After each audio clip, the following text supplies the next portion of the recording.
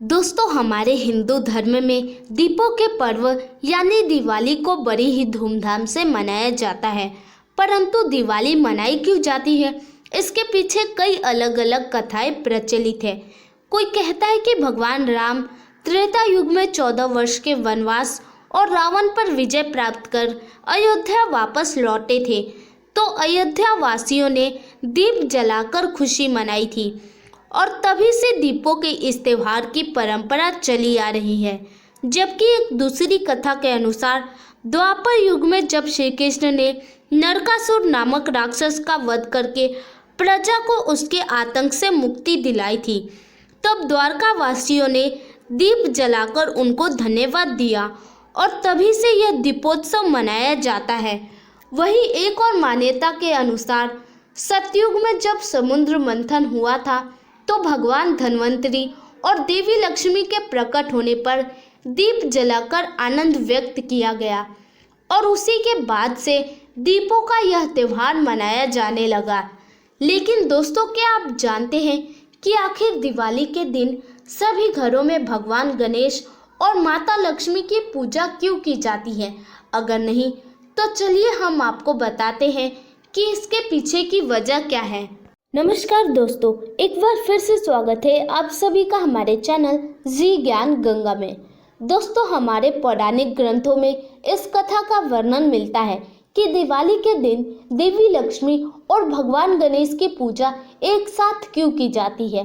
इस कथा के अनुसार पौराणिक समय में एक वैरागी साधु को राजसुख भोगने की लालसा हुई। उसने लक्ष्मी जी की आराधना की।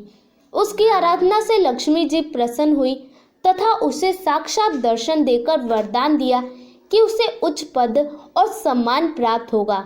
दूसरे दिन वह बैरागी साधु राज दरबार में पहुंचा। वरदान मिलने के बाद उसे अभिमान हो गया।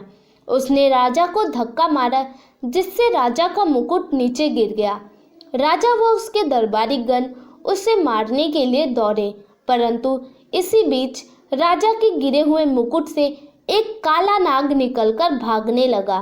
सभी चौंक गए और साधु को चमत्कारी समझकर उसकी जय जयकार करने लगे। राजा ने प्रसन्न होकर साधु को मंत्री बना दिया, क्योंकि उसी के कारण राजा की जान बची थी। साधु को रहने के लिए अलग से महल भी दिया गया। वह शान से रहने लगा। राजा को एक दिन वह साधु भरे दरबार से हाथ खींचकर बाहर ले गया। यह देख दरबारी गण भी पीछे भागे। सभी के बाहर जाते ही भूकंप आया और भवन खंडहर में तब्दील हो गया। उसी साधु ने सबकी जान बचाई, अतः साधु का मान सम्मान बढ़ गया, जिससे उसमें अहंकार की भावना विकसित हो गई। राजा के महल में एक गणेश जी की प्रतिमा थी। एक दिन साधु ने वह प्रतिमा ये कहकर वहां से हटवा दी कि यह प्रतिमा देखने में बिल्कुल अच्छी नहीं है। साधु के इस कार्य से गणेश जी रुष्ट हो गए। उसी दिन से उस मंत्री बने साधु की बुद्धि बिगड़ गई। वह उल्टा पुल्टा काम करने लगा। तभी राजा ने उस साधु से नाराज होकर उसे कारागार में डाल दिया।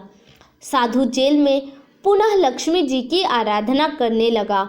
लक्ष्मी जी ने पुनः दर्शन देकर उससे कहा कि तुमने गणेश जी का अपमान किया है, अतः गणेश जी की आराधना करके उन्हें प्रसन्न करो। लक्ष्मी जी का आदेश पाकर वह गणेश जी की आराधना करने लगा। इससे गणेश जी का क्रोध शांत हो गया। गणेश जी ने राजा के सपने में आकर कहा कि साधु को पुनः मंत्री बनाया जाए।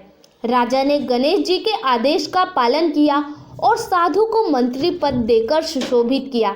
इस प्रकार लक्ष्मी जी और गणेश जी की पूजा साथ साथ होने लगी। बुद्धि के देवता गणेश जी की उपासना लक्ष्मी जी के साथ अवश्य करनी चाहिए, क्योंकि यदि लक्ष्मी आ भी जाए तो बुद्धि के प्रयोग के बिना उन्हें रोक पाना मुश्किल है। इस प्रकार दीपावली की रात्रि में लक्ष्मी जी के साथ गणेश जी की भी आराधना की जाती है। धन्यवाद दोस्तों, आपको ये कहानी कैसी लगी प्लीज़ कमेंट करके ज़रूर बताइएगा। वीडियो अच्छी लगी हो तो प्लीज़ वीडियो को लाइक और शेयर जरूर कीजिएगा। जाते जाते आप सभी को जी ज्ञान गंगा की तरफ से दिवाली की हार्दिक शुभकामनाएं। मिलते हैं नेक्स्ट वीडियो में। धन्यवाद।